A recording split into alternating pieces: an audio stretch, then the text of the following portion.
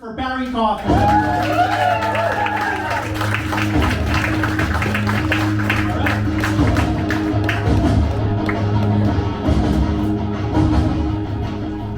Let's hear it for Warren Haas. You know, it's not my first time up, it's actually my second time up. And I was given some great advice and I was told, be yourself. And I was like, shit, who is that person? But it made me really reflect on it, and I realized who I am. And I am what is known as a type A personality. A type A personality, it sounds type A, you think it might be something good, it's A, we're taught A is good, no, A is bad. Okay? I'm quick to anger, I'm quick to react, I'm quick to impatience, I am quick for everything. You can ask my wife. No, you weren't supposed to answer that. No, that was rhetorical, okay? Thank you. Anyways, being the impatient person, I'm impatient everywhere, and I do my best actually to, hold it in.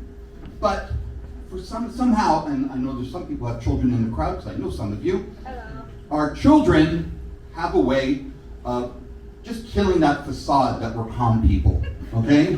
They just have this way to do it. And so my stories go, I tell my whole family, please don't call me when I'm at work, okay? Out of the question, unless it's life or death. Even when I'm working from home during the pandemic, don't come see me. Well, son number one, and I won't use his name, but he knows who he is. Before the pandemic, he actually called me one day at the office. And he had this sense of urgency in his voice. And I said, what's going on? He goes, Dad, what's for lunch? I'm at the office, so what the fuck? So I said, where are you right now? I'm in the kitchen. What are you doing in the kitchen? I'm looking in the fridge. So my answer to him, close the fucking door to the fridge and figure out what you want to eat for lunch. Leave me alone. Now that was a few years ago. He's a teenager, he was younger. He's now 22. Actually, it's his birthday tomorrow. He's here, so let's do that. He was just in Scotland on exchange, and a bunch of people here. It's incredible. Anyways, well, maybe you can help my son, actually. He was in Scotland, and he called me during the workday. It was obviously later in Scotland, and he said, Dad, I checked the app. The bus is going the wrong way.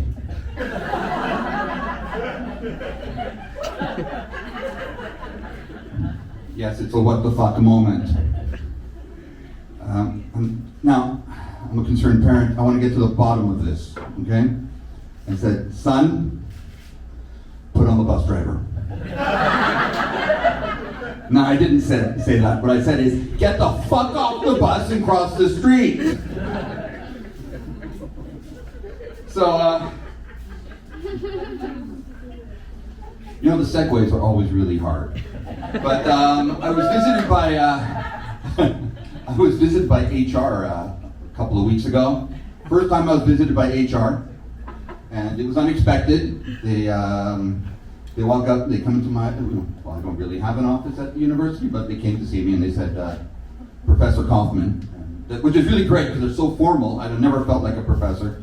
Professor Kaufman, did you know there's some things you can't do on the elevator? Now, for the life of me, at that moment, I didn't know what the hell they were talking about. I can think of a lot of things I do on the elevator, none of them forbidden. So I said, please, enlighten me. And he said, well, you were caught leaving the elevator in a state of undress. I know you think, what? But believe it or not, I'm going, yes, now I know what you're talking about. Because once again, I have no patience, okay? And, like many of us, and don't tell me you feel any other way. I have my preferred bathrooms at work, okay? And I had to go, and I had to take the elevator to get there. I'm on the elevator, and I'm like, okay, this is really, I have no time. I gotta bolt, I gotta run down the hall. I'm starting to undo my belt, I'm ready to go, right? But then I realized, and I said, yeah, that did happen. But when the door opened, there was no one in the hall. And that's when they said, no, Professor Kaufman, there were people on the elevator with you. Now, farts are funny. Let's admit to that. Yeah, thank you. I'm going to say it's a few years ago, because it was a few years ago. I was at a conference with a colleague of mine. He was in his 50s. I can only say I was in what I will call at that time my naive 40s. He went outside during a break. Now, what was I going to do? Stand and stare at him from outside a window? Of course not. I'm a good colleague. I walk outside, walk right into his cloud. Okay? It was fucking horrible. Okay? I have PTSD from it. Okay? And I look at him, I have the tears in my eyes, it's so bad. And he says, you shouldn't have come out here. No, dude. There are rules, okay? There are rules to follow when you are going too far, okay? We all know them, and only a completely arrogant person doesn't follow them. When you go outside, right, grab your phone, put it to your ear, pretend you're talking to someone, okay? We all do it. No one wants to hear what you're saying. We stay away. I actually don't even fake it. I actually start calling relatives of mine. My wife, my kids, my mom, all while I'm farting. Secondly, we do the pacing, right? It's not like normal pacing where we walk back and forth, right? Fart pacing is what you do to avoid a sniper, okay?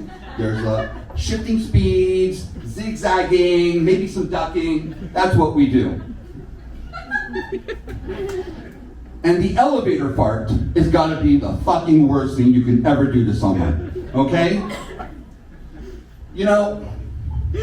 It's a guarantee that when that door opens, someone's coming in, okay?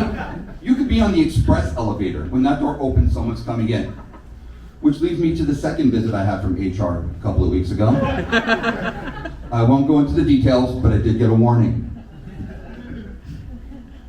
Moving along, since I've already hit shit and fart, I'm going to move on to aging, okay? And as we get older, and no one warns us of this, as we get older, there are certain body parts that continue to grow, others that just sag, okay? I'm talking about my scrotum, okay? And it doesn't match my impatient lifestyle, okay? So, when I was younger, there was this whole joke, right? It's like, men sit like this, women sit like this, and it was all fun and games until you're older, okay? I was at dinner last week. I sat down, for some reason with my legs together, had a great conversation, a wonderful meal made by my wife. And being who I am, when the meal's over, I'm done. There's no table. I'm up from the table, I'm walking away. Only this day, I couldn't move. My balls got under me. I was sitting on my balls. When I finally stood up, I swear I heard them pop. I thought they disconnected. I was checking the floor. You are such a great crowd. I love you guys. So I'm going to give you a bonus. Anyone go to physiotherapy? Right? I love physiotherapists. No matter what your problem is, they fix it. Okay? It's amazing. I've gone to massage therapists, tell them the same problem, they make it worse. Physiotherapists fix it. But yet, there's something about physiotherapists. I don't know if you've noticed, when you're describing your pain, right? They're looking at you very intently. It's almost eerie. And I realize what they're doing is looking at you and saying, I'm going to fix your problem, but I'm going to fuck you up in the process. So my last time there, I had two weird pains. I'm not going to go into the medical details, but my butt was sore and my shoulder. So they said, hey, no problem. They fix everything. What you have to do are slow marches. And I want you to do them. This is where they get you. They give you these crazy intervals. You're going to walk some more. You're going to walk every day, and every time you come to the corner, you're going to cross the street like that. What do I know? Okay. And for your shoulder, we want you to do arm raises. We just want you to go like that and do arm raises, okay? Oh, shit, you see what's going on? But you only have to do that every 2 hours. Now, just to tell you, as you already know, I'm type A. I have 2 hours, fuck that. I'm doing it whenever I feel like it, right? My reminder is the corner. So there I was, crossing the street. I can't go to synagogue anymore. And I got my second notice from HR. Thank you, you are wonderful!